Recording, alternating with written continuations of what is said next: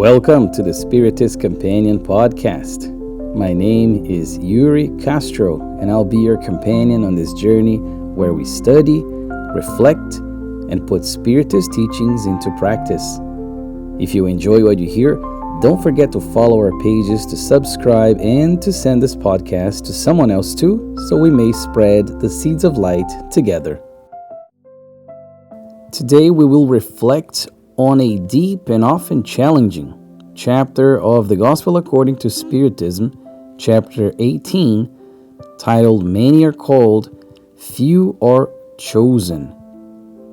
What did Jesus mean by this phrase? Who are the called? And ultimately, who are the chosen? Does God choose some and reject others? Or are we facing an invitation to moral responsibility and personal effort? So let us understand this through the light of Spiritism. First, the expression many are called, few are chosen appears in different passages of the Gospel, especially in parables such as the wedding feast and the laborers in the vineyard. And the wedding feast is also a parable that we explored here in this podcast in the Parable Fridays. So I recommend you check that out as well. At first glance, this sentence from Jesus may sound exclusive, but Allan Kardec, the codifier of Spiritism, helps us understand that God favors no one. In the Gospel according to Spiritism, chapter 18, he's going to say that all are called, but few present themselves under the necessary conditions to be chosen.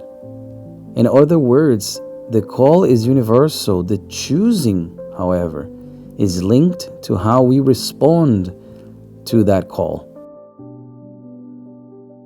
God calls everyone to progress, to love, to inner transformation. But not everyone accepts this invitation with a genuine willingness to change. We have been called so many times in this life and in past lives as well. Spiritism also teaches us that God deeply respects free will. Being called is not an imposition. Absolutely not. All of us are called to practice goodness, to live the gospel, for instance, to engage in inner reform, to practice charity, to forgive, to cultivate humility, so forth and so on. But not everyone wants to or is ready to live these values. Kardec explains that the chosen are not predestined, but rather those who choose to work on themselves. And I love that, because this puts the responsibility in our hands. So being chosen, my dear friends, is not an external reward. It is a natural consequence of inner effort, of the inner transformation, something that we always talk about in Spiritism. Without reincarnation, this statement of Jesus as well might seem unfair. Many are called, but few are chosen. But with reincarnation, everything becomes clear. Reincarnation as well is something that we talked about on episode 8 of this podcast. Not everyone responds to the call at the same stage of spiritual evolution. We're all at different stages. Sure, we are living in a planet where we have similar stages, but every person is unique, every journey is unique. Some people still need more difficult experiences. Others are already able to understand and live the gospel more deeply. Therefore, the few chosen, quote unquote, few chosen of today were once merely called and postponed or refused. And those who are called today may be the chosen of tomorrow, but it's going to depend on them.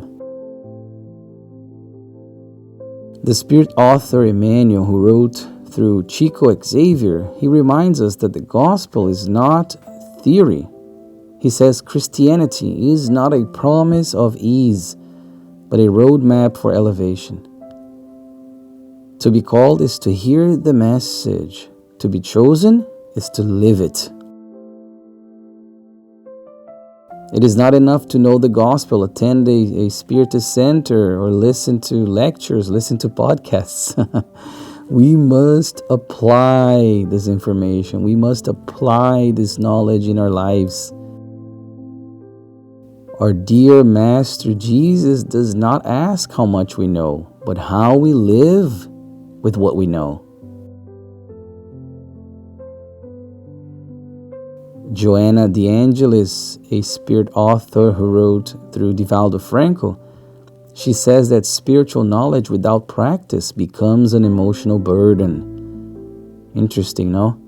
Many are called to knowledge, but few accept the discipline required for transformation. So responding to the call means letting go of pride. That is so hard. Facing our inner shadows, abandoning excuses, working through selfishness. We're also rooted in selfishness still, as we know, selfishness and pride. Taking responsibility for our own choices. It is easier to say, I am a Spiritist, than to live as one. Also, my dear friends, I wanted to remind everyone that the chosen of the sentence by Jesus are not the perfect spirits, no, but those willing to try. Jesus, for instance, did not choose ready-made saints. He didn't choose those who were already at a level similar to his. No, absolutely not. He chose imperfect fishermen, tax collectors, ordinary people, all willing to learn and to serve. And with that, he showed us the example.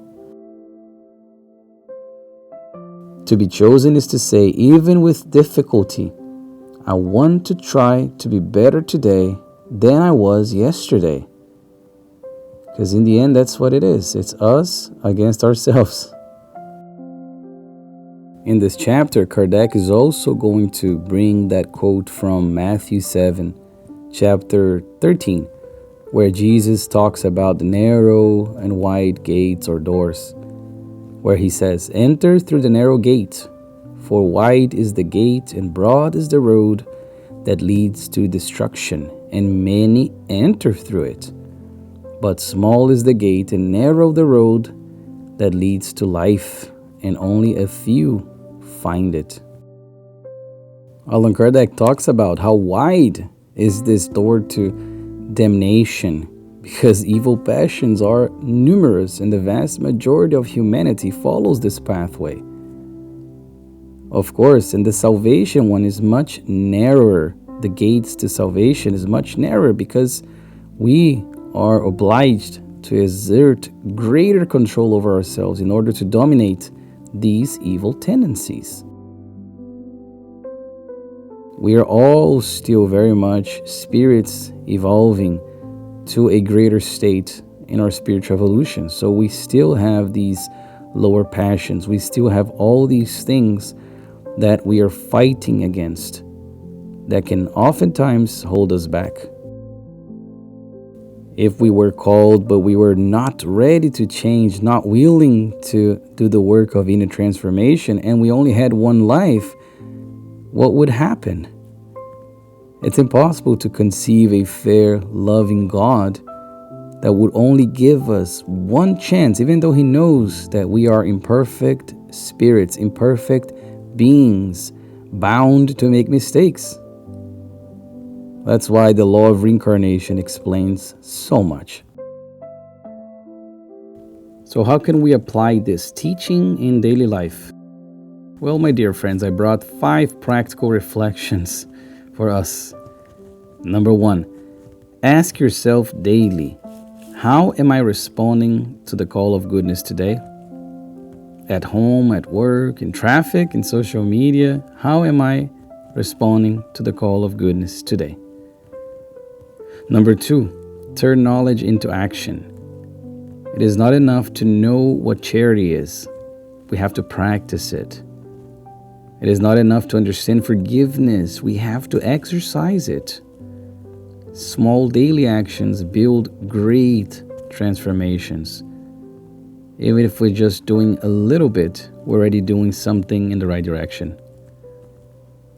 Number 3, do not seek recognition. The chosen do not seek visibility, they seek service.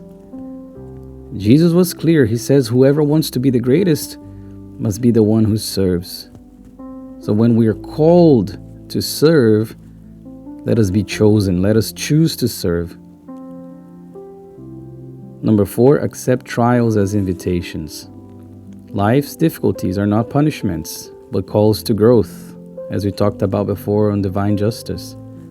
The question is not, why me? But instead, what can I learn from this? Once we change this in our minds, it becomes much easier. Number 5, be patient with yourself and with others. Not everyone responds to the call at the same pace. Respect your time and that of others. Evolution is not a race, it is a journey. My dear friends, many are called, all of us. Few are chosen, those who choose to love, to forgive, to serve, and to persevere. The call echoes every day in small opportunities, in silence, in difficulty, in a request for help, in the chance to do good. So may we not only hear the call, my dear friends, but respond with courage, with consistency, and with love.